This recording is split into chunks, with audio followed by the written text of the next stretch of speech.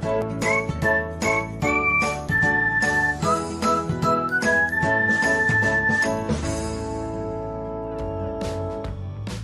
everyone, welcome back to another episode of Technologyglance. Today in this video, I'm going to guide you through how you can enable block screenshots for profile on Imo HD. So let's get started. Firstly, open Imo HD app on your device. Then tap on your profile icon.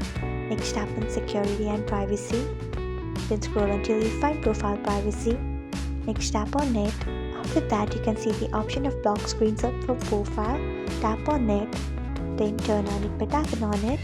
So this is how you can enable block screenshot for profile on Imo HD.